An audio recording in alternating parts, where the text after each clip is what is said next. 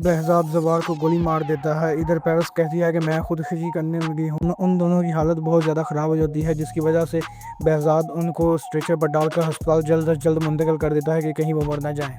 या बहज़ाद साहब अपनी ज़िंदगी की सबसे बड़ी गलती कर बैठे हैं। जिस शख्स ने हर मुश्किल वक्त में पारस की हिफाजत की, आज उसी पर सबसे बदतरीन इल्ज़ाम लग रहा है कि उसने ज़वार ने पारस को भगाया है।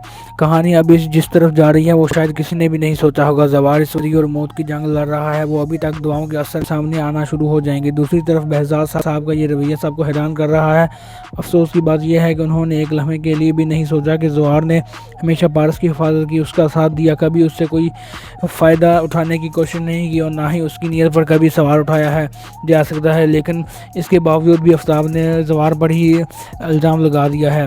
लेकिन क्या वाकई ज़वार गलत है? अगर पूरी कहानी को गौर से देखा जाए तो जवाब साफ नज़र आता है कि नहीं। अगर ऐसा होता तो वो आफ्ताब से शादी के लिए इनकार ना करती, अपने ही घर वालों के खिलाफ ना खड़ी होती और इतना बड़ा कदम ना उठाती कि घर छोड़कर ही चली जाती। असल हकीकत यह है कि पारस ने ज़वार के किरदार को पहुंचाना है। उसने देखा है कि ज़वार हर मौके पर सिर्फ उसकी हिफाजत कर रहा है, बगैर किसी लालच और बगैर किसी मतलब के। यही वजह है कि आहिस्ता आहिस्ता उसके दिल में ज़वार के लिए एक ख़ास एहसास पैदा होने लगा है। ये ख़ास एहसास शादी के लिए या किसी और काम के लिए नहीं, बल्कि उसके घर वाले उसकी मंगनी आफ्ताब से कर रहे थे।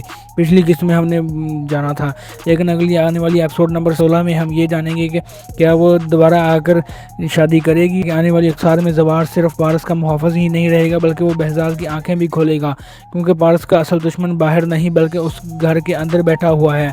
वो लोग जो हमदर्द बनने का ड्रामा कर रहे हैं, हकीकत में वो सिर्फ दौलत के पीछे हैं। उनका मकसद पारस की खुशी नहीं बल्कि बहज़ाद साहब की जायदाद है। अगर उनकी साजिश कामयाब हो जाती है तो शायद पारस की पूरी ज़िंदगी तबाह हो जाती है।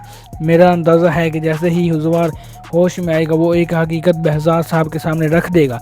तब उन्हें एहसास होगा कि जिस शख्स पर वो शक कर रहे थे वही उनकी बेटी का सबसे बड़ा मुहाफ़िज़ था, जबकि जिन लोगों पर वो सबसे ज़्यादा भरोसा करते रहे वही दरअसल आस्तीन के सांप निकले और बहन बहनोई और आफ्ताब से हमेशा के लिए ताल्लुक़ ख़त्म कर दे। क्योंकि धोखे की एक हद होती है। अगर ऐसा हुआ तो फिर पारस और ज़वार की मोहब्बत को भी कोई नहीं रोक सकेगा और शायद आखिरकार यही रिश्ता बहज़ाद साहब खुद अपने हाथों से कबूल करें।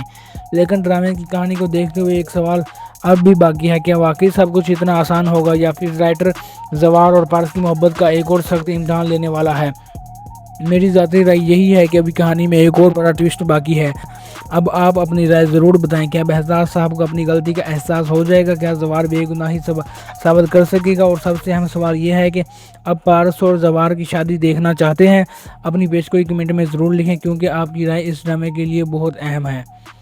अगर आपको ऐसी ही दिलचस्प रिव्यू, ज़बरदस्त एनालिसिस और नई प्रेडिक्शंस पसंद है तो वीडियो को लाइक करें, अपने दोस्तों के साथ शेयर करें और चैनल को सब्सक्राइब करना मत भूलें।